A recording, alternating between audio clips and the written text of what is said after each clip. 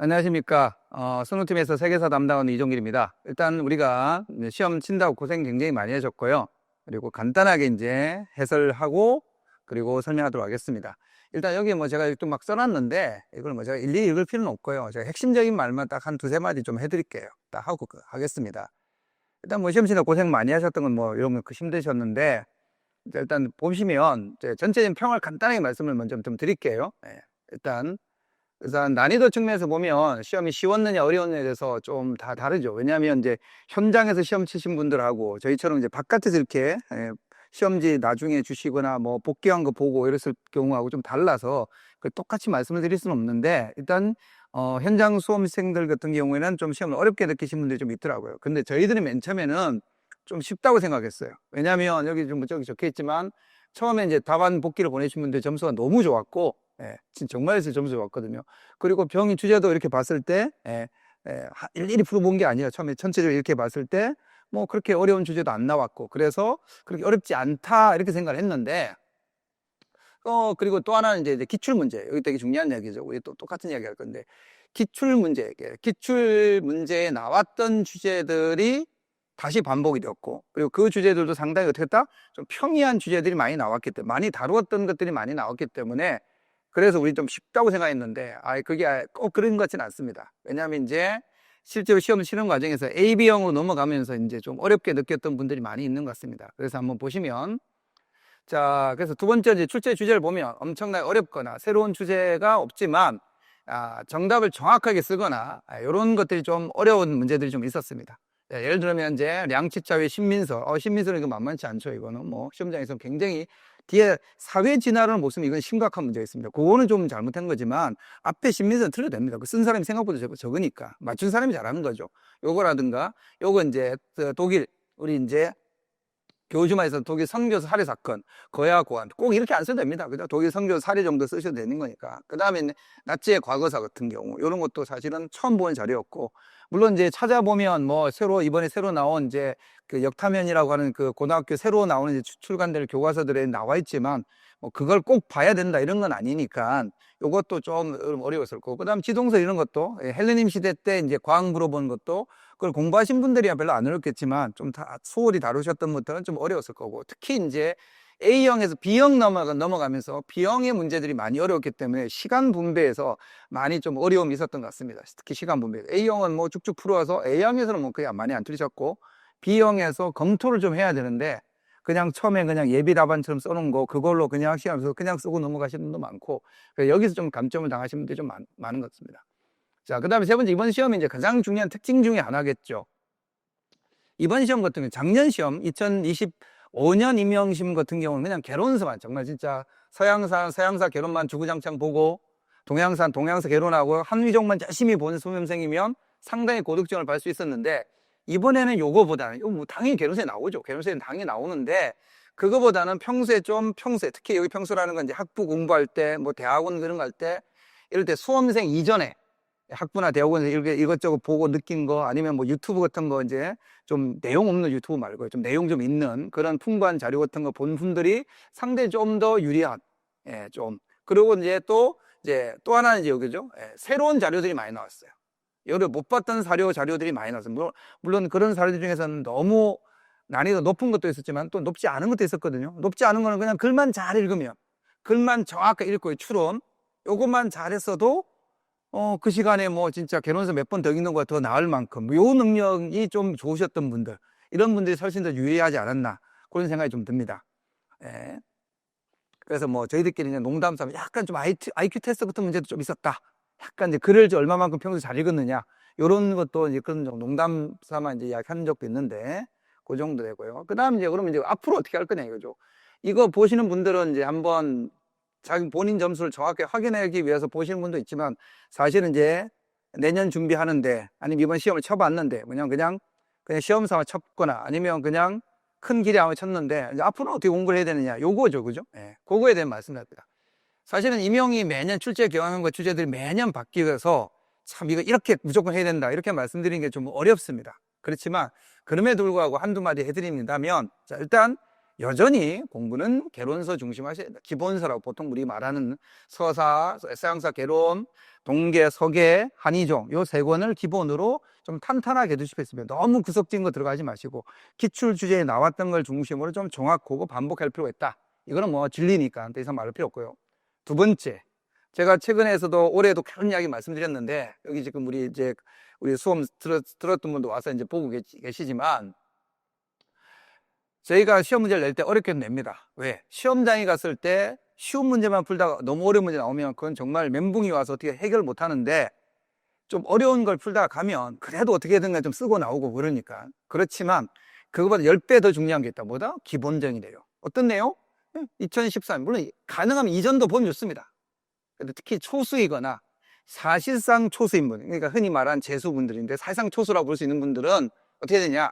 그냥 2014년 이후 나온 것만이라도 정확하게 좀 정리하고 그러고도 시간이 남으면 그 앞으로 가는데 단 여기 조심해야 할 건 그 주제가 나왔다. 그럼 그 주제만 보지 마시고 앞에 거 뒤에 거까지 뭐니 해서 내용을 물었으면 어떤 주제의 내용을 물었으면 그거의 원인도 공부해 두시고 결과나 영향도 공부해둬야 이번 시험에도 그런 게 나오면 많아요. 앞뒤 끊어. 지난번 시험엔 요렇게 냈는데 기출은 요만큼 냈는데 이번엔 요렇게 내고 그죠? 또 다음에 어떻게 할까? 다음에 또 이렇게 낼 수 있겠죠? 이렇게? 얼마나 그럴 수 있으니까. 연관된 부분까지 좀 확실하게 좀 해두자. 여기에 좀 시간을 좀 많이 쓰자. 기출에 좀 시간을 좀 더 많이 쓰자. 그 다음에 세 번째, 고등학교 교과서 내용을 좀 완벽하게 좀 하자. 현재 고등학교 그거가 동아시아 과목이 내년에 사라지긴 하지만 내후년에 사라지지만 내년까지는 존재하니까 내년까지 교과서는 기본적으로 중요하다고 봐야 됩니다. 이번 시험 같은 경우도 동아시아사 교과서 관련된 내용들이 좀 많이 나왔거든요. 그러니까 교과서의 내용도 특히 제가 말씀드린 교과서뿐만 아니라 수능 수준의 내용을 좀 하자. 아니야, 임용이라는 문제가 공부가 굉장히 어렵고 힘든 공부인데 그걸 열심히 하면 뭐합니까? 수능에 나온 문제를 못 푸는데 그러면 이거는 이제 뭐가 앞뒤가 안 맞는 거고 실제로는 전에는 그래도 했습니다. 임용에 나오는 문제 풀고 수능 못 풀어도 얼마든지 임용 붙을 수 있었는데 이와 같은 식으로 올해와 같은 난이도로 나온다면 요거는 좀 고민을 좀 많이 해보셔야 됩니다. 그리고 마지막은 제가 평소 맨날 드리는 말씀인데 사료나 자료들을 평소에 보자. 그리고 그걸 자꾸 추론하는 능력. 외우는 건 말고 외우는 건 당연히 하셔야 되는 거고 어차피 근데 모든 내용을 어떻게 외웁니까? 다 못 외웁니다. 그런 면에서 저는 이번 시험에 여러분들한테는 좀 특히 시험을 못 보신 분들은 걔도 화도 나고 분노되고 시험을 이따위로 냈느냐 이렇게 생각할 수도 있지만 저는 그렇게 생각하지 않습니다. 시험 문제 잘 냈습니다. 깔끔합니다. 24년처럼 막 비비 꼬아가지고 막 일반적 다루지 않는 주제를 막 내가지고 괴롭히는 것도 아니고 어느 정도 공부를 했으면 알 수 있는 내용 정도를 중심으로 좀 더 정확하게 그리고 문제도 깔끔하고 최근에 수능 시험의 좀 확장 버전 좀 더 심화된 버전 그런 느낌을 좀 많이 받았거든요. 그래서 시험 문제는 저는 잘 됐다고 생각합니다. 자, 말씀은 이 정도 드리고 바로 그냥 해설에 들어가도록 하겠습니다. 자, 일단 요 문제 안 어려웠죠? 이번 좀 독특한 게 1, 2, 3번 1, 2, 3번 1, 2, 3번이 그 쭉 그냥 서양사가 세계사가 나왔던 게 좀 독특한데 자, 여기 읽으면서 뭐 기전체 설명 드리진 않겠습니다. 이건 여러분 다 하셨을 거니까. 근데 여기 보면 태사공이 누굴 말하느냐? 누굴 말한다? 태사공이 사마천을 말합니다. 자기 아버지의 직접 이어받아서 사마천이 이제 태사공. 그래서 이게 사마천이니까 기전체가 되는 거죠. 기전체가 되는 거고. 그 다음 요거 잘 보셨어야 돼요. 요건 처음이니까 그렇게 당황하지 않았을 건데 태사공 나와 있고 그다음 문장이 끊어졌지 않습니까? 그리고 사마온공. 사마온공이 누굴까? 잘 모르고 사마라는 사람 중에 역사관이는 사마천하고 또 한 명 누구 있죠? 사마강밖에 더 있습니까? 그죠? 딱 두 명 중에 한 명이지 뭘. 근데 그 뒤에 이제 날짜로서 통감 이야기하는 거, 이거 자치 통감 이야기하는구나. 통감이 자치 통감이면 이거 사마강이네. 근데 쭉 설명했어요. 그죠? 이건 다 읽지 않겠습니다. 그래 놓고 제일 마지막에 뭐라 써놨습니까? 자, 그런데 이 사마온봉이 한 통감, 즉 편년천, 이거 다 날짜로 썼다고 되지 않습니까? 편년체에 문제가 있다 이거죠. 어떤 문제? 한 가지 일의 처음과 끝까지 혹은 수백 년 사이에 서로 떨어져 있어서 읽는 사람이 부담스러운 어떤 사건이 출발해가지고 끝나는데 2, 3년밖에 안 되는 거, 몇 달밖에 안 되는 것도 있지만 어떤 거는 막 100년 동안 이어지는 사건들도 있으니까 이거 너무 힘들다 이거죠. 그럼 이거의 문제를 해결하기 위한 게 뭐냐? 그러면 기사 못말차가 돼야 되는 거죠. 거기 제 밑에다 해설을 막 해놨습니다. 해설을 막 제가 읽지는 않겠습니다. 이거 보시면 되는 거니까. 그런데 문제는 뭐냐면 그 앞에 거 그 사마천을 이제 편년체 쓴 거는 뭐 이게 문제가 좀 있는데 뒤에 부분 기전체 쓰고 강목체 쓰신 분이 너무 많아요. 자, 강목체 설명하기 요거 좀 먼저 한번 봅시다. 요게 어디 있는 거냐면 민족문화 대백과 사전에 있는 표현입니다. 자, 기사 보면 잠깐 볼까요? 자, 기전체와 편년체의 단점. 예, 기전체는 어떤 단점이 있죠? 흩어져 있죠. 예, 그렇지 않습니까? 우리 흔히 말한, 자, 항우하고, 그 다음에 누구 이야기할까요? 항우하고 장량하고, 한신 제일 중요죠. 한신하고 그 항우 나오면 항우 말고 이제 유방 합시다. 유방하고 한신 나오면 이쪽에 항우 본기에, 저 광우라고 그러네. 미안합니다. 그 한고조 본기에 나와 있을 때 한고조 입장에서 보는 한신하고, 그것도 한신이 열전이 나왔을 때 그쪽에 또 다르지 않습니까? 그게 또 서로 막 섞이고 그러죠. 그런 문제점이 있는데, 기전체는, 편년체는 또 아까 좀 전에 한 것처럼 있는데, 이런 걸 보완하기 위해서, 자, 여기 있죠. 기사 본말체는 정치적인 사건 기사는 가장 효과적인 역사 편찬서다 이거죠. 여기 나와 있죠.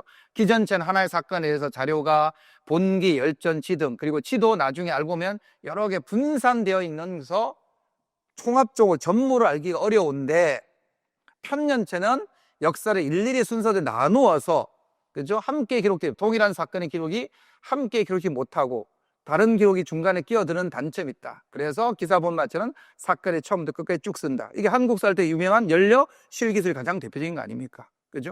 자, 그래서 강목체 쓰신 분하고, 그럼 강목체가 뭐가 다르냐? 여기 잘 나와있지 않습니까? 이게 안전목의 동사 강목에 나와 있는, 내가 인터넷 지어보니까 딱 정확해요. 강과, 우리가 강하고 목은 어떻게 하죠? 백과사전에, 요즘 백과사전 안 보시죠? 어렸을 때 보면 백과사전 보면 무슨 앞에 항목 있지 않습니까? 앞에 무슨 항목. 그 항목 안에 밑에 자세한 설명이 나와 있지 않습니까? 백과사전 생각하시면 돼요. 백과사전. 백과사전식 서술이다 생각하시면 돼요. 보세요. 앞에 이 부분이 강입니다. 앞부분이 강에 대한. 다른 거 이렇게 생각해요. 신문기사 생각하셔야 돼요. 신문기사가 있으면 누구 영수회담을 했다. 아니면 트럼프하고 뭐 이재명이 만났다. 이거죠. 이게 강이죠. 그런데 몇 년도 몇 월 며칠에 만나가지고 뭐 이제 그 한일 문제, 한일이 아니죠. 뭐 이제 그 관세 율과 같은 거 해서 합의했다. 뭐 이렇게. 여기 목이지 않습니까? 그래 굵고 크게 쓰고 상대 좀 작게 쓰고. 이게 강목체입니다. 요런 거는 사실 실수하지 않으셨어야 되는데, 요런 게 1점이, 1, 2점이 이제 모여서 나중에 조금 좀 사람 좀 힘들게 하죠. 예. 자, 그 다음에 이제 요거는 뭐 설명 안 드리겠습니다. 요거는 뭐 그냥 보시면 너무 잘 아실 수 있는 문제여서. 예, 그죠? 예. 요거. 똑같은 거 제가 똑같이 냈었죠? 예, 보세요. 똑같이 냈지 않습니까? 예, 북태에 있었던 문제인데 똑같이 냈습니다. 살 똑같죠? 예, 똑같습니다. 살 똑같고 여기 누구 쓰냐? 예, 그래고 실세 쓰라고 하는데, 문제는 이게 아니고 의외로 수험생 선생님들 중에서 이거를 지금 수익권 쓰신 분들이 너무 많아요. 이거를 그냥 서임권 쓰면 되죠. 성직자 임명 혹은 서임권. 아마 주교 선출권 이런 것도 다 맞게 할 것 같은데, 뭐 그걸 뭐 그렇게 무리하게 틀리게 하지는 않을 거예요. 뭐 성직자 임명권, 서임권, 그리고 주교 선출권까지 다 맞는데, 수익권은 좀 다르죠. 수익권은 누구죠? 자, 5명의 교구의 주교들 중에서 자기가 누구보다 나머지 4개의 교구보다 더 위에 있다. 그게 교황 수익권이죠. 교황 수익권은 로마에 있는 주교가 자기가 베드로를 계승한다. 그래서 내가 제일 위에 있다. 그거의 이야기죠. 물론 그 이야기가 어디까지 이어지냐. 당연히 그 황제들, 왕들한테 내가 더 위에서 이걸로 이어지긴 하죠. 그렇지만 이거는 그게 핵심이 아니라 성직자 임명권 때문에 싸운 거니까. 이건 너무 간편하게 그냥 심플하게 딱 생각 딱 풀면 되는 건데, 생각을 많이 몰라서 성직자 임명권을 안 쓴 건 아닌 것 같아요. 고민을 너무 많이 한 것 같아요. 고민 많이 하실 필요 없습니다. 자, 그 다음에 요거는 뭐 그냥 그냥 길게 설명 안 드리겠습니다. 요거는 제가 원문 찾아봤거든요. 콩돌스 너무 좋아해. 왜 이렇게 좋아하시는 거야, 콩돌스를? 계몽사상가고 유명한 이제 교육이고 이제 혁명가이기도 했는데, 프랑스 혁명 때 이 콩돌스가 이 원문을 찾아보면요, 이게 불어가 아니고 영어긴 한데 불어를 번역하는 연문에 보면 이게 시빌라이트라고 돼 있어요. 시빌라이트.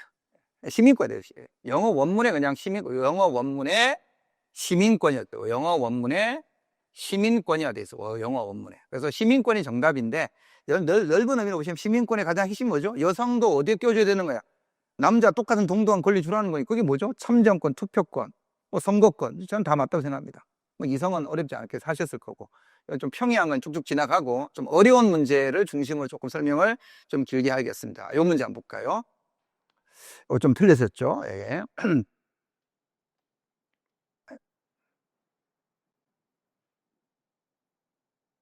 사라지네, 요게. 조하고 사라지네. 참, 크잖아. 그죠? 이건 되려, 요거 해야 되겠다. 이걸 합시다. 자, 볼까요? 자, 일단 봅시다. 문제. 자, 가가 잘 상의되어 해결되었고, 자, 가 사건이 잘 상의가 되어서 해결이 되었고, 중국은 그 과정에서 독일의 도움에 보답하였다. 독일의 도움. 뭔 일인지 잘 모르지만 독일이 도와준 거, 요거에 대해서 했고, 그래서 다음과 같이 조율했다. 그 다음에 이제, 자, 제1단, 교조개. 우리가 이제 교주만 이야기하는 거죠. 그죠? 그래서 청국 황제는 교해상의 주변 심리 내에서 독일의 간병 언제든지 분사적으로 이동했어요. 우리 흔히 말하는 교주만, 좌우조우만 조차권 이야기하는 거죠. 그리고 그 조차할 수 있는 권리를 어떻게 한다? 그 기간을 어떻게 한다? 조차할 수 있는데, 어떻게 한다? 99년까지 연장한다. 그죠? 이게 뭐냐? 좌우지, 조차, 조약. 뭐 이렇게 되는 거겠죠? 그래서 교, 조계, 조약. 이렇게 되는 겁니다. 그죠? 그럼 앞에 게 뭐냐? 삼국간섭 쓰신 분들 많은데, 저도 처음에 그냥 수험생들 중에 복귀하신 분 중에서 삼국간섭 써가지고, 삼국간섭이 생각했는데, 아니죠. 삼국간섭은 1895년에 있었던 일이고요. 그죠? 예. 이거 뭐죠? 1898년에 있었던 일 아닙니까? 3월경에 있었던 일이죠? 물론 뭐 3년이면 큰 차이가 안 나는 거기도 하니까 연결될 수도 있죠. 있는데, 잘 보시면, 교주만 조차에 대한 이야기예요. 교주를 왜 조차했어요? 자, 독일의 산둥반에서 1897년 10월경쯤에 독일 선교사 2명이 살해된 것이 직접적 배경 아닙니까? 그 다음은 우리가 이것도 사실 잘 보면 기출문제에 나왔던 주제 아닙니까? 한 4년 전쯤에. 그죠? 뭐 하면서 웨이 나오면서 나왔던 거 아닙니까? 그러니까 이것도 완전히 새로운 주제는 아니에요. 여기서 이제 이거 틀린 분들은 조금 아쉬움이 있죠. 그 다음 산둥성 문제는 너무 쉬웠죠. 이거는 뭐. 산둥성 문제는 너무 쉽죠. 이거는 딱 보면, 뭐 국외고 이거는 맨날 하는 이야기고, 그죠? 예. 제가 수업 시간에 여러 번 했어요. 제가, 워싱턴 회의 문제를 내진 않겠습니다. 예, 내진 않겠지만, 여러분 너무 쉬우니까 안 내겠지만, 무조건 나온다고 보셔야 됩니다. 그렇게 해야겠죠, 그죠? 예, 그대로 맞지 않습니까? 뭐 딱 보면 바로 워싱턴 회의죠. 그리고 워싱턴에서 산둥성 어떻게 했다? 반환했다. 이건 뭐 설명한 것도 없어요. 그죠? 그러니까 밑에 그 세 개는 다 거의 다 맞추셨는데, 가끔 이걸 틀리면 이거 경제적 권리 쓰라고 했는데, 자, 이거 요즘 제가 수업 시간에 여러 번 말씀이죠. 자, 단 밑줄 친 리안의 내용은 제외하고 교주만 조차한 거는 제외하라는 거잖아요. 근데 그걸 또 쓰신 분도 있어요. 많지는 않지만 아주 드물지만 문장을 이렇게 시험 치는 순간에 너무 당황하고 긴장하니까 집중이 떨어져서 그런 거야. 집중하셔야 돼요. 그죠? 이건 어렵지 않은 거고. 잠깐만 볼까요? 이거는 간단하게만 봅시다. 자, 여기 가가 이제 교조의 조액이 또 1897년 독일의 산둥반대에서 독일인 선교사 살해된 거야 교환을 빌미로 독일이 중국에게 칭다오 조차를 강요한 조약이다. 한의종에 뭐라고 돼 있냐면요. 이게 324페이지, 25페이지 걸쳐가지고 페이지 걸쳐서 이렇게 썼어요. 독일은 1897년 산둥성에서의 교환을 빌미로 이렇게 쓰셔도 돼요. 산둥성 교환. 아니면 이걸 좀 풀어서 독일 선교사 살해 이렇게 써도 돼요. 그죠? 네. 그래서 산둥성 교주만을 강제로 점령한 후, 그죠? 요거 가지고 요거 낸 거죠. 이렇게. 예, 이렇게 낸 겁니다. 그죠? 청조로부터 조차 인정을 받았다. 여기 이제 지금 교조개 조약이고, 그래서 프랑스와 영국도 교환을 이용해서 영토화량과 철도 부설권, 광산 개발권 등을 얻어내었다. 수업 시에는 뭐 자우철도 이야기 뭐 한 100번쯤 한 것 같아요. 예. 잘 쓰셨더라고. 그리고 독일이 이 조약을 통해서 교주만을 99년 조차하고 자우철도 주변과 자우철도와 부설권하고 주변에 광산 제휴권을 확보했다. 이거 쓰시는 거니까 어렵지 않고, 요 밑에는 이제 어디 나와 있냐면 중국 근현대사에 나와 있는 이야기입니다. 뭐 조금 길긴 하지만 잠깐만 읽어보고 갑시다. 예. 자, 그래서 영국, 미국, 일본이 3국이 영일 동맹의 해소와 해군 군비 축소 문제를 넣고 1921년 가을부터 다음해 봄까지 국제에 초청했고, 그래서 중국이 초빙을 받았다. 이 워싱턴이 이야기하는 거죠. 자, 여기서 이제 중국 대표단은 첫날부터 10가지 원칙을 제출했는데, 그게 이제 중국의 독립 보전, 독립 존중, 영토 보전, 원칙 하면 산둥 문제, 21개조 요구 문제 해결, 이런 포괄적인 걸 했는데, 결국 이 안은 받아들여지지가 않았다 이거죠. 그러면서 이제 미국이 주장한 미 국무장관 루트라는 사람이 주장하는 4가지 원칙이 했는데, 이 4가지 원칙이라는 게 중국의 영토와 독립을 보자. 그리고 문호개방과 개혁. 이 문호개방은 맨날 하는 그 문호개방 이야기하는 겁니다. 해서 정도의 내용이었다. 자, 그랬고, 그 다음에 이제 국외 조약의 내용이 쭉 나와 있습니다. 이거는 뭐 제가 굳이 안 읽겠습니다. 보시면 알 수 있는 이야기들이니까 나중에 천천히 한번 보시면 되고. 자, 그 다음에 이제 여기에요. 자, 그래서 이제 저기 국외조약 내용 중에 쭉 내용이 그 다음에 이제 그 다음입니다. 이거 산둥반도. 또한 산둥반도 문제와 21개조 문제는 자, 수업에 여러 번 이야기했습니다. 99개국 조약, 즉 워싱턴에 있었던 9개국 조약과 별도로 처리된 겁니다. 9개국 조약 안에 있는 게 아니라. 그래서 뭐라 했냐? 영국에 대한 협조를 기본으로 하여 일본 측은 회의 참가에 즈음하여 산둥의 이권을 중국에 반환하겠다고 결정하였으며 우린 여기까지만 다 알고 계시면 돼요. 근데 좀 자세한 얘기 있죠? 산둥 현안에 대한 조약을 조인했고 산둥 철도 이권을 15년부의 국고 증권에 의해서 매각하고 상환하고 일본을 직원을 고용하고 이런 내용까지 우리가 굳이 뭐 안 해도 됩니다. 알면 좋죠. 예, 알면 좋은데 요거는 뭐 그런 게 있다고 요 정도 내용만. 예, 그래서 워싱턴 조약에서 됐다 산둥 넘어갔다. 이거는 뭐 하나도 안 어려웠죠. 이 정도는 충분히 쓰셔야 됩니다. 충분히. 자, 그 다음. 자, 장안 이야기. 장안서도 쉬웠어요. 밑에 게 지금 이제 문제가 됐는데, 자, 여기서 한번 보세요.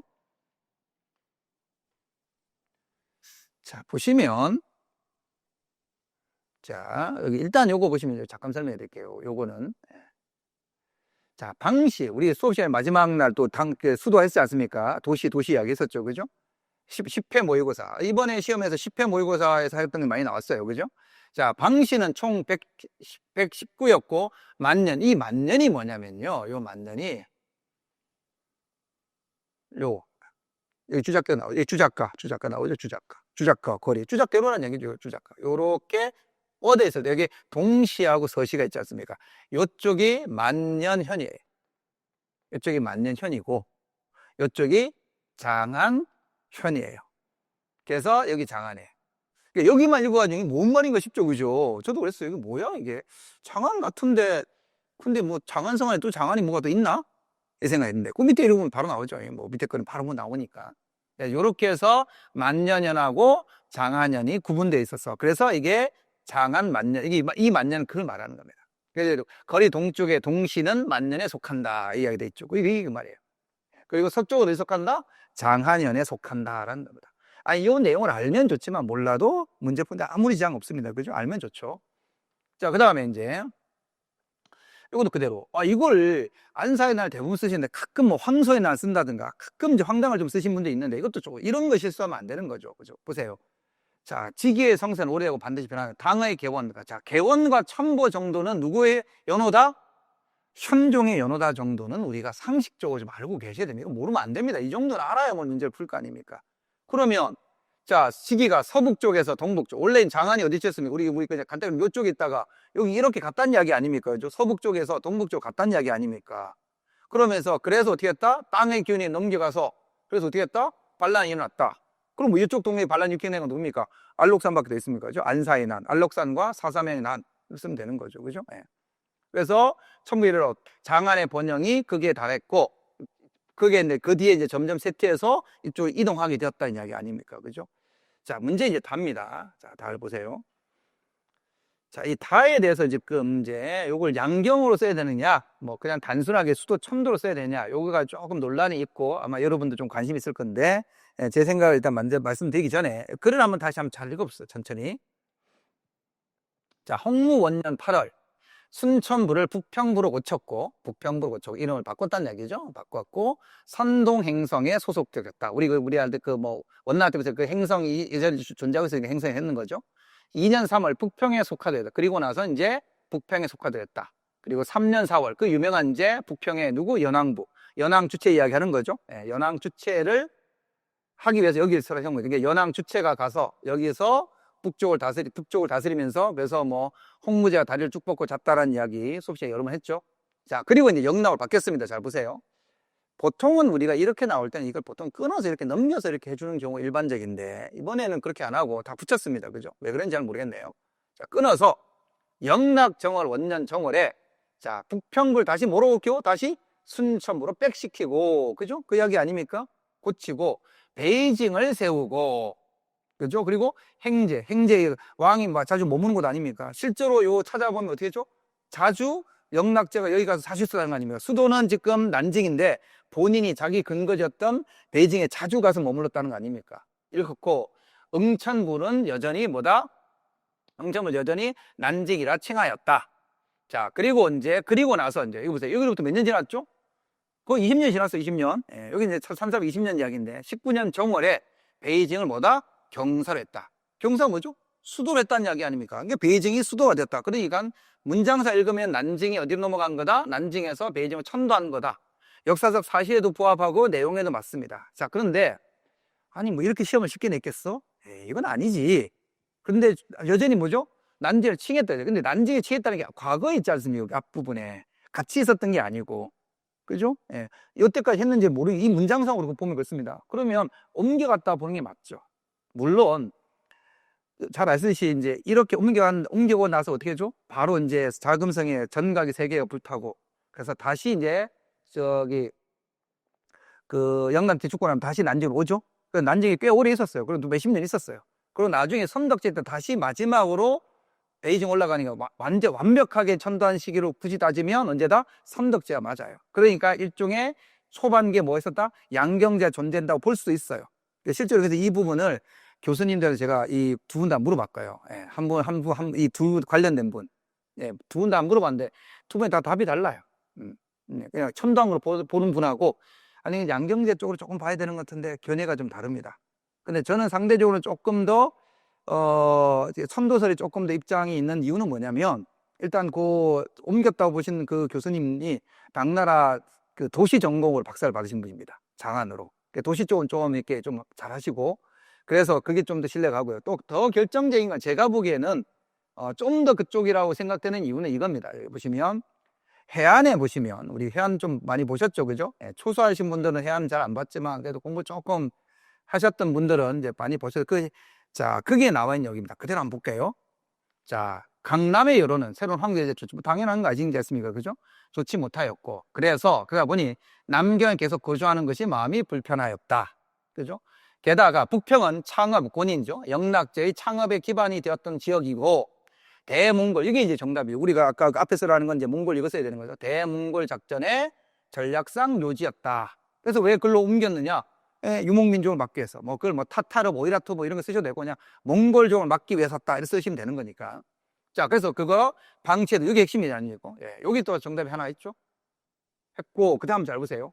이러한 이유에서 성조 즉 영락제가 즉위하자마자 북평부를 뭐로 고치고 북경으로 고치고 뭐라고 명했다? 순천부라고 명명했다. 지금 했던 내용 그대로 그대로 풀어서 해설하고 있는 거죠. 그대로 해설하고 있는 거죠. 국도는 여전히 남경 응천부에 뒀다. 자, 뭐죠? 즉위하자마자 여전히 수도는 어디였다? 남경의 응천부에 두었지만, 자, 황제는 북경에 머무를 때가 많아서 어쨌다? 그래서 행제를 차렸다는 거예요. 행제도 차렸다는 말이죠. 원대 옛 지역에서 약간 남쪽에 내려온 지역에 새로운 시가를 건설하기 시작. 여기 이제 자금성 이야기하는 거죠. 예, 요게. 자, 그리고 북경에 새로운 궁전이 완성된 1420년, 영락 18년에 남경과 북경 위치가 뒤바뀌고, 이었고 북경이 경사시했다. 뭡니까? 수도가 바뀌었다는 이야기죠? 그래서 저는 이걸 근거로 하고 하나 더 근거가 더 있습니다. 하나 더 근거가. 뭐, 정확한 정답은 나중에 채점해서 결과 봐야 알죠. 우리가 어떻게 알겠습니까? 그죠? 그러니까 양쪽 다 가능성이 있다 정도로만 일단 생각을 해보시면 됩니다. 양쪽 다. 저는 저 중에 꼭 맞다는 게 아니라 저는 이렇게 생각한다는 겁니다. 자, 보시면, 여기 보시면, 이 책이 뭔 책이냐면, 2016년에 우리나라에 번역된 책인데요. 그, 아라미야 미나부라고 하는 분이 북경의 천도 연구라고 하는 책을 이제 번역해서, 우리 갑자기 누구죠? 갑자기 유명하신 분인데, 자치통감도 번역했던 그분이 번역한 건데, 그것에 대해서, 임경당 교수란 분이 이제 그 평을 하는 거예요, 평. 그러면서 이제 이 책의 내용을 일부 정리해 놓은 거거든요. 이 책의 내용 정리한 거 여기 그대로 한번 볼게요. 자, 보세요. 자, 먼저 정난의 변 이후 부흥책을 첨대 전단계로 설정하여 영락 5년경에 부흥책이 거의 완료되었음을 살펴봤다. 됐고. 자, 그 다음 제1단계는 자, 영락제가 제일 첫 번째 1단계. 아이고, 죄송합니다. 1단계. 자, 영락과 즉위 후 곧바로 북경으로 승격하고 남경과 함께 남국 양경 체제로 이루어졌던 기간으로 설정하였다. 그죠? 이게 당연히 이제 영락제 초기에는 양경 체제였다 이거죠. 그죠? 홍무 만년부터 영락제 4년 정도까지. 그다음 2단계는 영락 4년에는 본격적으로 북경 궁전 건설이 시작되었고, 건설되기 시작했다. 자, 또한 영락 5년과 7월 사이에 사망한 서황후가 영락제 자신의 능묘를 결정하는 과정에서 홍무제의 효능이 있는 남경을 제치고 북경, 홍무제의 능도 어디로? 북경으로 결정했다. 그의 북경 천도에 대한 강한 의지를 알 수 있다. 그랬고, 제3단계 영락 10년부터 14년까지 서궁을 일시적으로 정살 돌보를 하기 위해서 시티조소를 건설하고 이를 계속된 자금성 건설의 서막으로 인식하였다. 자, 마지막으로 해보세요. 여기 마지막으로. 제4단계 영락 14년부터 18년 12월까지 최후의 순행인 제3차 순행과 이때 실시된 자금성 건설을 살펴보았다. 이 시기에 수도로서의 확고한 지위를 유지하기 위해 관청들이 건설되었으며 수도로서의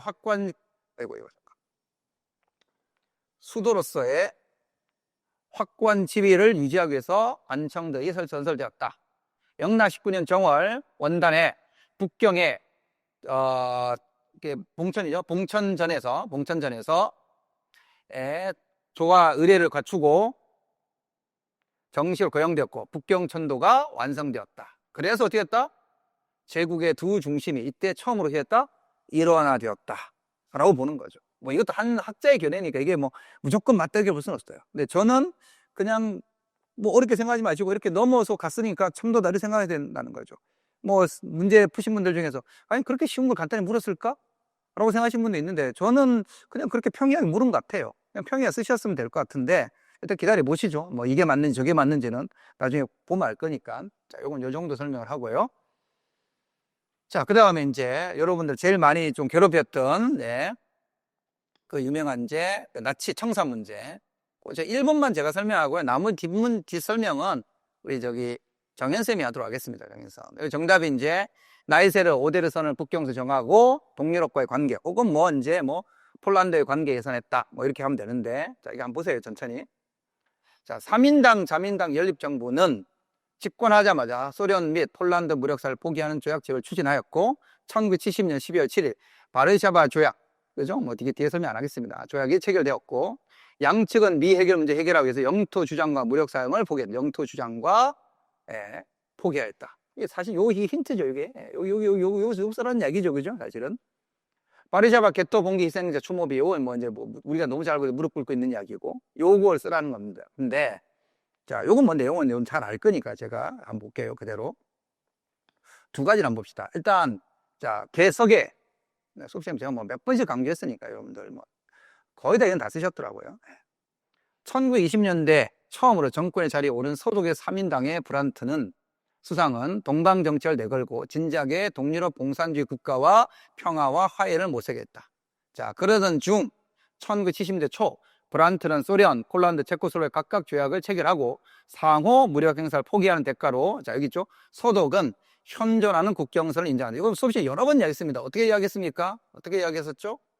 자, 독일이 1차 대전, 2차 대전 패전한 이후에 독일이 원래 국경선이 이만큼 있는데 어땠습니까? 요 국경선의 일부가 동쪽 국경선 누구한테? 폴란드로 넘어간 거죠, 그죠? 요렇게 된 거, 요렇게 된 거. 요걸 인정할 거냐 안 할 거냐 이거 문제 아닙니까, 그죠? 그거가 있었는데 그거를 이제 빌리 브란트 3인당은 포기하겠다. 그래야 지금 폴란드하고 관계 개선이 될 거 아닙니까? 그래서 여기 나와 있죠. 그래서 대전의 결과 폴란드와 소련에게 양도된 독일 동부 지역을 서독이 포기한다는 뜻이고 이 뜻은 독일 동부 지역을 포기한다는 뜻이고 실질적으로 폴란드의 국경에서 서쪽으로 이동한 오데르 나이세선을 인정한 것이다. 그러니까 꼭 오데르 나이세 안 쓰셔도 괜찮아요. 이거 쓰면 더 퍼펙트한 거고 이게 영토 포기. 이게 독일이 서독이 동쪽 영토 포기했다만 써도 저는 답이 된다고 생각해요. 저는 그거 쓰면서 이제 관계 개선 그 두 가지 쓰면 자, 그래서 72년에 베를린 현상 유지 협정 그리고 동서독 상호 인정을 내용하는 기본 조약 이거 승인했던 거. 이건 뭐 개론서 가지고 공부하신 분들 충분히 쓰셨을 수 있을 거고 그리고 실제로 제가 원문 찾아봤어요. 우리나라 또 번역된 게 있어요. 번역된 게 외교부에 딱 번역이 다 해놨더라고요. 원문이 이거예요. 다 보시면 독일 연방공화국 및 폴란드 인민공화국은 1945년 8월 2일 포츠담 회의 결정에 따라서 그때 이렇게 넘어간 거죠. 이렇게 결정이 다 뭐 너무 말이 어렵죠. 정착됐고 여기서부터 자 오데르 강에 따라 발트해부터 오데르 강을 따라 서부 나이세 강의 합리 지점까지 그리고 서부 나이세 강에 따라서 슬로바키아의 국경이 이어지는 것을 인정한다. 그걸 현재 국경선호 이 합의하고 확정한다.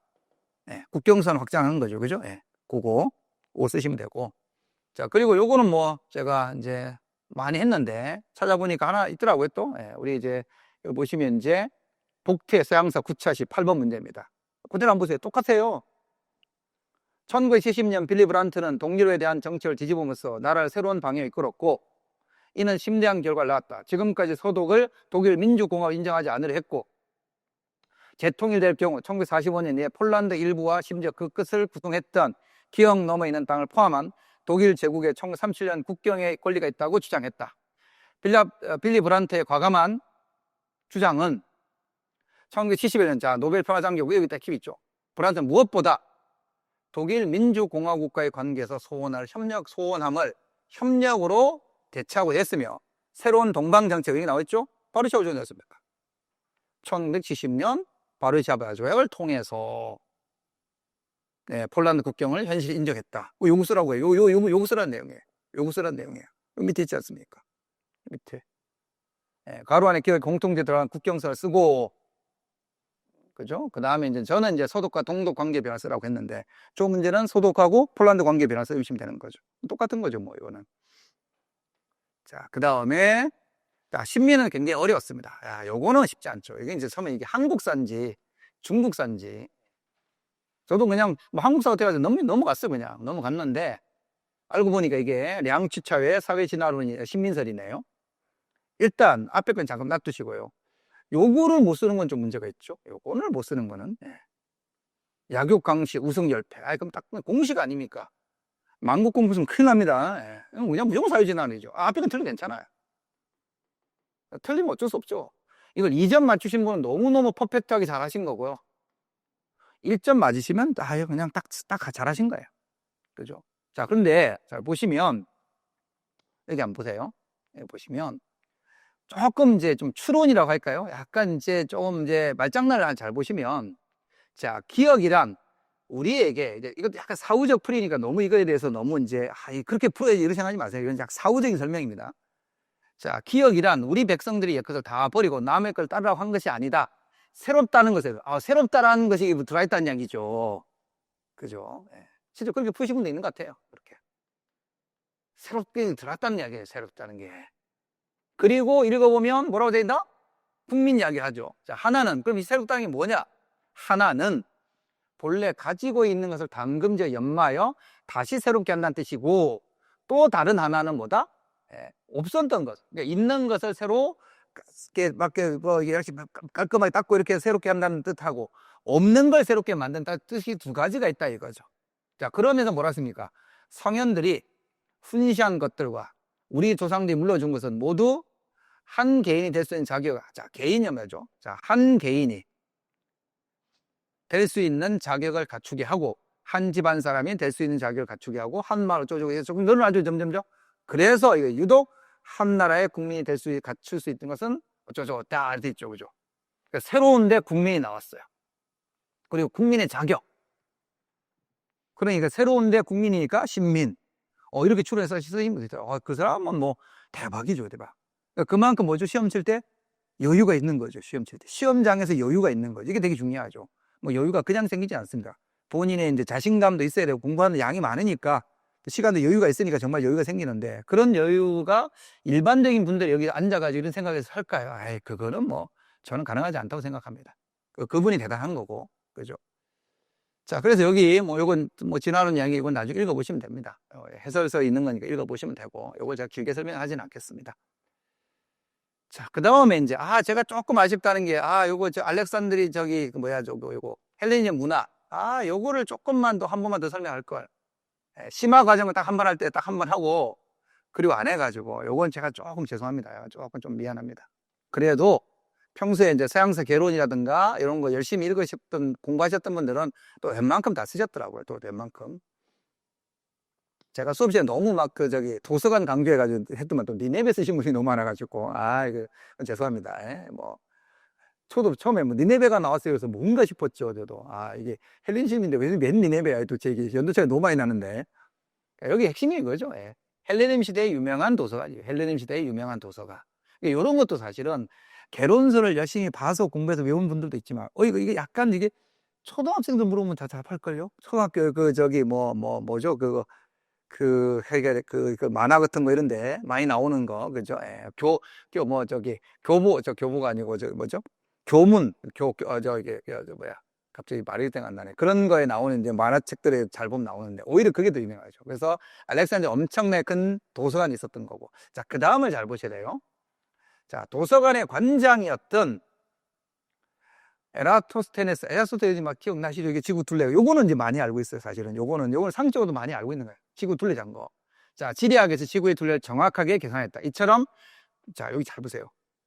프톨레마이오스 왕조 시기에는 과학의 진보는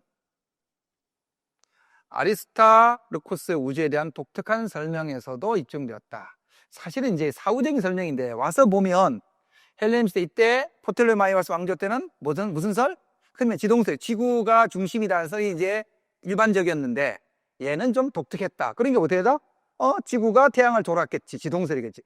그렇게 추론하면 이거는 엄청난 사람이죠. 이거는 엄청난 사람이에요. 실제로는 그렇게 이걸 몰랐으면 답쓰기가 조금 어려웠거든요. 근데 자전설 선생님 너무 많아요. 자전설은 난 맞게 해줬으면 좋겠어. 개인적인 심정입니다. 예. 예, 자전설. 예. 우리가 지금 지동설은 뭐죠? 지구의 공전과 전 둘을 다 써야 되는 거거든요, 사실은. 예. 그죠? 이건 홍대용의 이제 지전설 할 때 나오는 거, 제가 도는 거죠. 예. 지구만 돈다는 이야기 하는 거니까. 근데 이제, 어쨌든 이제, 이 좀 맞게 해줬으면 좋겠는데, 근데 아닐 것 같죠, 그죠? 예. 지동설만 맞게 할 것 같아요. 그리고 요 똑같은 내용이 어디 있죠? 사료 있는 서양사 1권에 있습니다. 거기도 똑같은 내용이 있습니다. 거기서 풀어서 갔어요. 그래서 여기 잠깐 보시면, 이쪽 잠깐 넘어가 봅시다. 이쪽 넘어가 보시면, 자, 예, 서양사 결혼에 있는 이야기죠. 자, 교통과 경제 중심이었던 이집트의 알렉산드리아는 인구가 50만이 넘는 대도시였고, 7대 불가사의 하나, 요 등대가 되게 유명하죠. 특히 어린애들, 꼬맹이들 이런 거 되게 좋아하죠. 7대 불가사 이거. 자, 그래서 박물관과 도서관도 있어서 그러니까 알렉산드리아가 뭐다? 박물관과 도서관의 학문의 중심이었다. 그죠? 그리고 헬레니즘 시대의 국가가 처음으로 학문의 중요를 인식하고 이를 지원한 시대이기도 하였다. 철학 분야에서 사적인 학원과 더불어 이러한 국가의 지원으로 운영되던 박물관이 있었고, 그래서 연구가 있었고, 책이 어마어마하게 많았다. 나중에 이제 불탔다. 뭐 그런 이야기고요. 그리고 이 뒤에 나오죠. 그러면서 천문학 분야에서 아리스타코스가 이제 지동설을 주장했다 나오죠. 그죠? 틀려도 괜찮습니다. 맞추면 좋은 거고, 이거 틀렸다고 해서 여러분, 이것 때문에 여러분 이명이 붙고 떨어지지는 않습니다. 사실은 이것 때문에. 그 뒤에 내용이 똑같은 내용이니까 뭐 제가 길게 읽지는 않겠습니다. 이렇게 보시면 되고, 그 다음 요거는 이제 요거 잠깐 볼까요? 요거는 이제 좀 잘 보셔야 되는 게, 요거는 이제 좀 이따 제가 이야기하기 한 번만 더 보세요. 요거는 뭐 굳이 안 봐도 될 것 같고, 자, 여기. 자, 디귿의 학자들은 세상이 신들의 명예에서 지배되는 것으로 세상은 신과 인간의 공통 도시요 국가와 같은 것으로 파악합니다. 자연히 우리가 사는 세계는 그런 세상 일부에 불과하므로 우리 자신, 자, 여기 힘 있죠? 우리 자신의 이익보다 공동의 이익을 우선시해야 된다라고 하는 거죠. 그럼 공동체 이익을 우선시하는 게 뭐냐? 고민해 봐야 되는데, 그 밑에 보면 문제가 뭐냐면 이거죠, 문제가. 디귿들 학파의 명칭을 쓰고, 학파의 명칭은 뭐 스토학파니까 고민할 필요 없는 거고, 로마법 발전에 끼친 영향. 그러니까 그러니까 스토학파가 로마법에, 물론 자연법 사상이 들어가는 건 되게 중요한데, 자연법 사상보다 더 중요한 건 뭘까요? 여기 들어가야 되긴 하지만, 더 중요한 건 뭘까요? 자연법 사상을 바탕으로 어떻게 했다? 공동체의 이익이라는 내용이 들어야 되겠죠. 그럼 뭐가 돼요? 만민법을 쓰는 게 좋죠. 그죠? 그래서 흔히 12법법, 시민법, 만민법으로. 그러니까 로마법 발전해서 공동체. 그러니까 로마가 조그만 도시가 발전해서 속주가 이제 그 시민권이 확대되고 나중에 속주가 등장하고 속주에도 시민권이 등장하는 게 뭡니까? 모든 사람들은 다 똑같다라고 하는, 모든 로마 시민들 다 동등하다고 하는 이런 자연법 사상. 누구나 다 동등하고 평등하다라고 하는 자연법 사상의 바탕을 둔 거고, 그래서 발전한 거니까. 여기 공동체라는 잘 보셨어요, 공동체를. 그래서 뭐 저는 왜 만민법 쓰진 않았으나 만민법을 포함해서 자연법 사상을 바탕으로 모든 로마 시민은 동등한 취급해야 되는 만민법을 발전했다. 뭐 그렇게 쓰면 좋죠. 그죠? 그렇게 쓰면 뭐 거의 퍼펙트 하겠죠. 그죠? 요건 이제 로마법에 이야기 되는 거고, 이것도 서양사 결론에 그대로 있는 이야기죠. 그죠? 서양사 결론에 그대로 있는 이야기입니다. 이것도 역시 제가 길게 설명하지 않겠습니다. 여러분 다 보실 수 있는 이야기니까. 그래서 여기도 보시면, 여기 있죠? 보시면. 자, 이 자연법 사상은 로마인의 가장 큰 공적이었으며 그 사상적 기원 어디에 있다? 스토아파에 있었으나 실제로 구체화한 것은 누구였고? 키케로였었고, 마지막 우리 10회 때 했습니다. 시험 치기 2주 전에 2주도 안 됐었죠. 예, 마지막에 이거 했어요. 마지막에 이거. 이를 계승하여 자연법, 만민법, 시민법의 개념을 정립한 것도 포악하게 유명했던 카라칼시 법학자 울리피아누스이고, 이러한 방대 로마법 후에 유스티니아누스 황제에 의해서 로마법 대전까지도 이어졌다 이거죠. 여기 보시면 되고. 자, 그래서 그 다음 걸 보시면, 자, 이걸 길게 보진 않겠습니다. 쉬우고.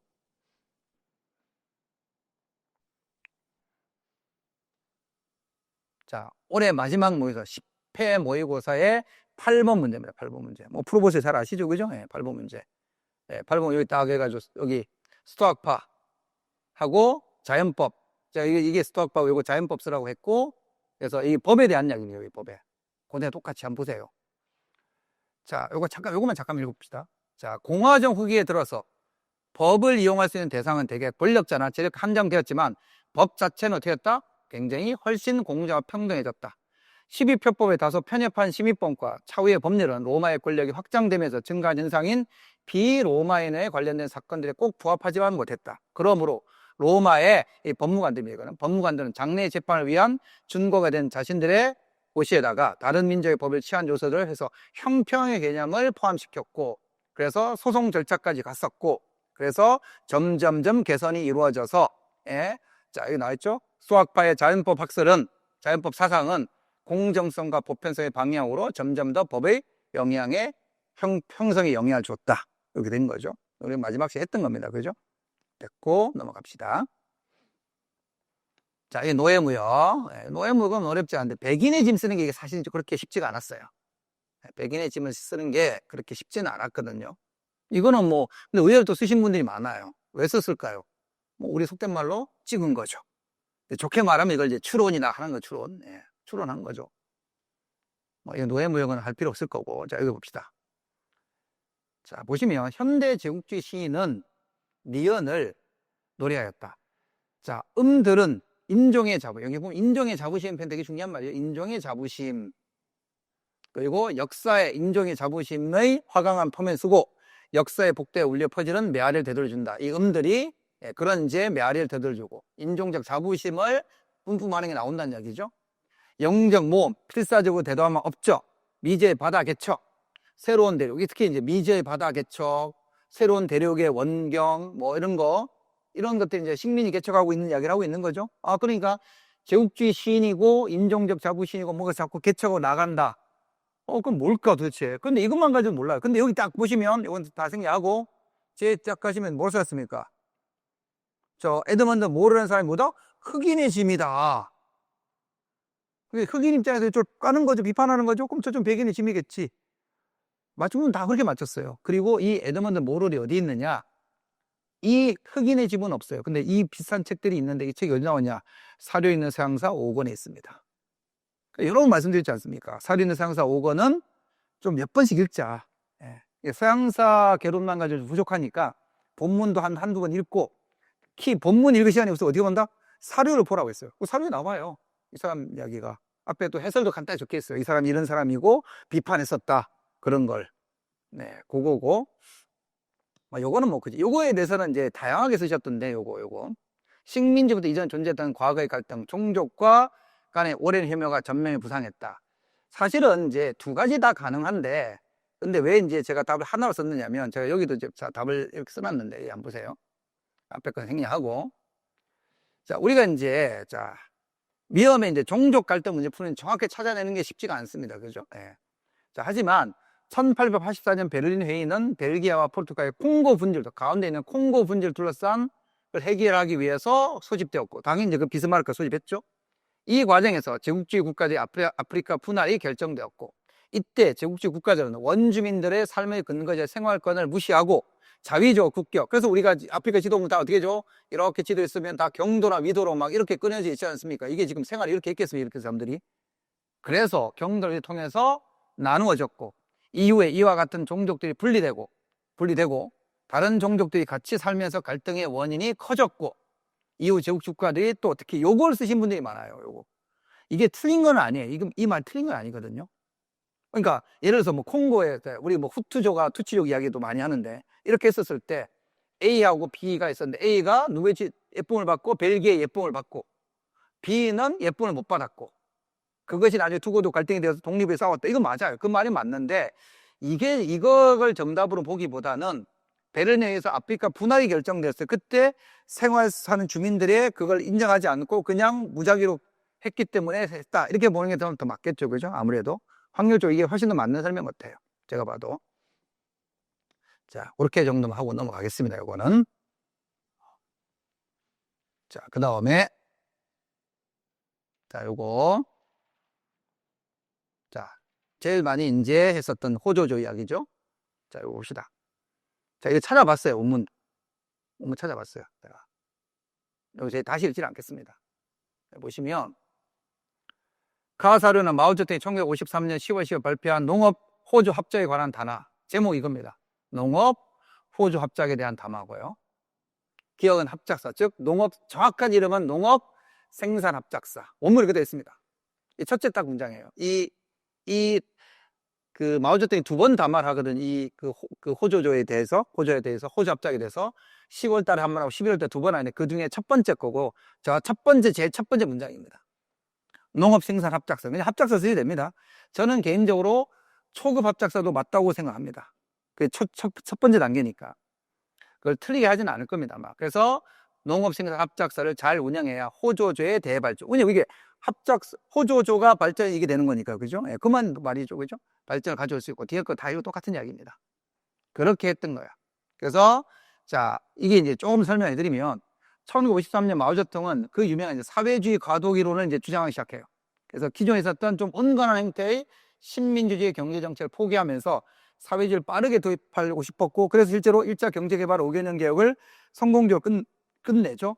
자, 문제는 그 과정에서 사회주의 공업 생산을 해야 되는데, 결국 이 사람들이 생각했던 사회주의라고 하는 것은 농업의 발전이 아니라 공업의 발전, 중화공업의 발전이니까, 그걸 하려면 어떻게 된다?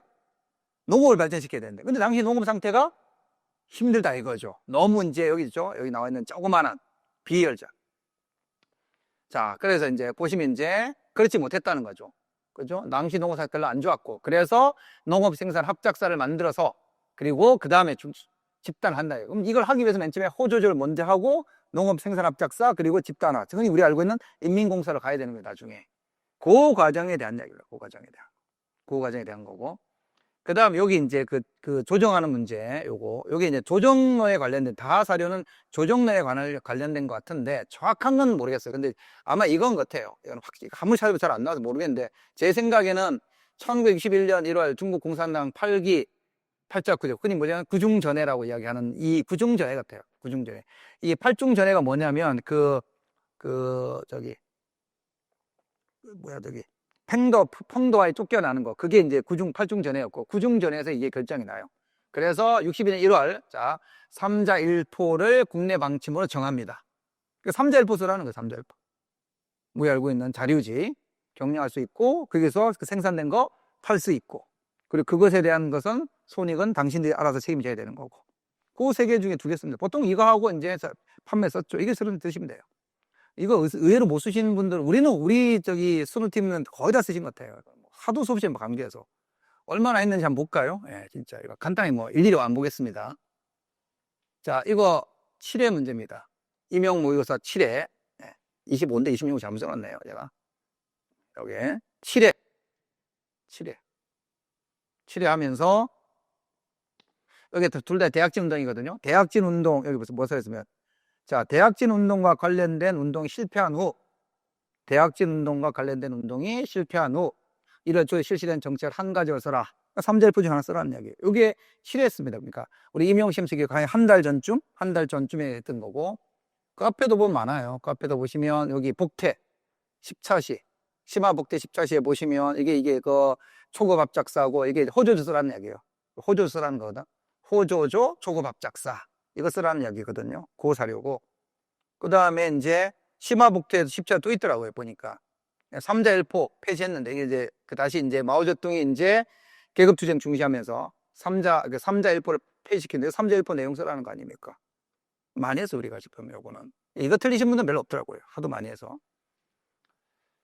그 다음에 요거는 뭐 굳이 설명 안 드리겠습니다. 이거 뭐 아주 잘 하셨을 거니까. 이게 지금 기하 원본이 아니고 그 뭐죠? 저 천주시 쓴 분이 너무 많아가지고 같이 번역한 걸 쓰라 그러니까. 천주시리는 뭐죠? 천주시리는 그냥 마태우스에 자기 혼자 번역한 거예요. 혼자서 성경을 함께 번역한 걸 찾는 거니까. 서강계가 들어야 돼. 서강계가. 서강계 있지 않습니까? 서강계. 서강계 있지 않습니까? 서강계. 서강계와 같이 해야 되는 거. 그죠? 이것도 사실은 제가 문제를 냈는 줄 알고 찾아보니 내지는 않았더라고요. 내지는 않았는데 수업 시에 여러 번 강조했습니다. 동서 관련된 교류 무조건 나온다. 여러 번 얘기해서 동서 관련된 교류는 무조건 나오니까 제가 시험을 내지는 않았지만 여러 번 보시라는 이야기 여러 번 했습니다. 여기 이제 마지막인가요? 하나 더 있나? 그 하나 더 있죠. 마지막 아닌가? 10일까지 있나? 이게 마지막이죠. 여기 마지막이죠. 자, 봅시다. 자, 요것도 뭐 많이 했던 이야기죠. 많이 했던 주제들입니다. 보시면. 자, 한자동맹. 요거는 이제 상관을 가끔 좀 못 쓰신 분도 있긴 해요. 괜찮습니다. 쓰면 더 좋긴 한데, 상관, 콘도르라고 하죠, 콘도르. 여기 보시면, 요거. 정확한 이름이, 콘토르. 그거 해야 안 써도 됩니다. 그냥 상관만 써도 됩니다. 상관만 써도. 그 이야기고, 상관만 써도 되는 거고. 요걸 조금 못 쓰신 분도 있던데, 그렇게 많지 않아요. 웬만한 분들이 대부분 다 쓰셨더라고요. 그 다음 이거는 뭐, 쌍판유는, 제가 하도 쌍판유 많이 내서 이제 쌍판유 안 냅니다 그랬어요. 그죠? 그래서 마지막 시험에도 쌍판유가 있는데, 쌍판유에 굳이 구멍 안 뚫고 플랑드레에다 구멍 뚫었는데, 어차피 뭐 똑같이 쌍판유 물어보는 거니까. 이것도 보세요. 최근의 문제 유형을 그대로 보여주죠. 어떤 문제 유형? 여기 보세요. 뭐 쓰지 말라고 되어 있지 않습니까? 여기도 어디 갔어요? 이쪽에 있구나. 여기도 보시면, 그 말 없었나? 그렇죠. 세태가 라를 참고했어라.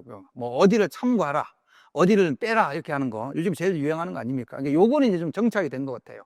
작년에 너무 시험 문제 쉽게 내면서 그게 조금 이제 한때 조금 소홀했는데 올해 정도 이 정도 난이도로 계속 나온다 보셔야 돼요. 요거보다 좀 더 어렵게 나올 수도 있는데 이 정도 난이도로 나온다 보시고 공부하셔야 되고, 특히 내년 준비하시는 분들. 그래서 뭐뭐 참고해라. 참고하면 이거 바탕으로 쓰라는 이야기예요. 물론 바탕하고 참고는 조금 다르죠. 바탕은 진짜 그걸 쓰라는 거고, 참고는 이걸 보고 네가 조금 더 생각해 써라 이런 이야기이긴 하지만 뭐 큰 틀이 그렇게 다른 말은 아니니까 뭐 바탕에 쓰라는 거 이런 것들 참고해 두셔야 됩니다.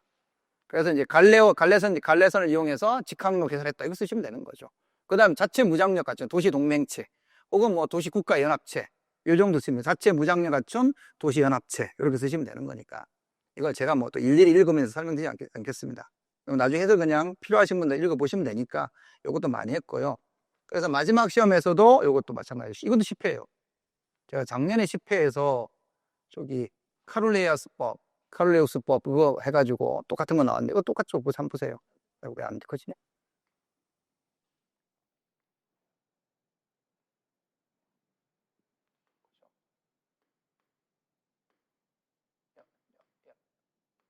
네. 크게 합시다.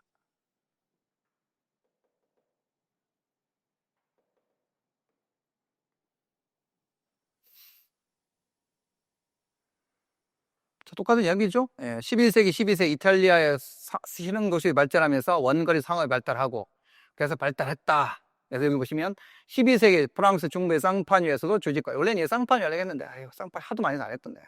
조직화된 시장이 등장. 그곳에서 이건 이제 플랑드 상인들이 주고받았고, 그리고 이제 제일 마지막에 결정이 또 나오죠. 이게. 그러나 1300년에 이르러서 이탈리아 상인들이 이탈리아와 북유럽의 대서양 항구 사이에 직통 해상 교역로를 개척하면서 이들 시장, 즉 쌍파뉴를 비롯한 가운데 있었던 시장들, 플랑드 다 마찬가지 다 쇠퇴하기 시작했다 이런 이야기죠. 마지막에 했던 거예요. 11번에. 자, 이렇게 해서 이제 전체 해석을 이제 간단하게 했고요. 앞으로 어떻게 해야 될지 아까 시작할 때도 말씀을 드렸지만 한마디만 더 해드릴게요. 일단 공부의 양과 범위를 너무 많이 잡을 필요 없습니다. 잡을 필요 없고요. 특히 초수하신 분들, 말이 초수지 사실상 이제 두 번째 치는 분들이 있거든요. 그냥 4학년인데 그냥 연습 삼아 쳐봤어요. 이런 분들은 사실 내년 준비가 시절 딱 일전, 예, 자기가 특별하게 공부에 올인할 수 있는 게 중요합니다. 공부에 올인할 때 1년도 좋고 2년 좋은데 올인해서 하면 되고요. 그리고 이번 같은 시험 정도가 나오면 올인해서 하면 1년에도 얼마든지 붙을 수 있다는 그런 좀 어떻게 보면 시험은 쉽진 않았으나 이게 뭐 1년 공부해서는 이건 되지도 않아요. 뭐 그래서 2024년 정도 시험을 나오면 제가 누가 찾아와가지고 이거 1년 공부하면 될까요? 아유, 죄송한데 안 돼요. 예, 뭐 천재적 머리를 가지고 있거나 뭐 이러면 모르겠는데 이건 힘들어요. 이렇게 이야기하는데 지금 정도 난이도로 하면 1년 정도 열심히 하시면 충분히 합격 왔습니다. 실제로 지금 올해 같은 1년 정도 열심히 하신 분들 중에서 합격이 거의 보이는 분들 몇 분 계세요. 진짜.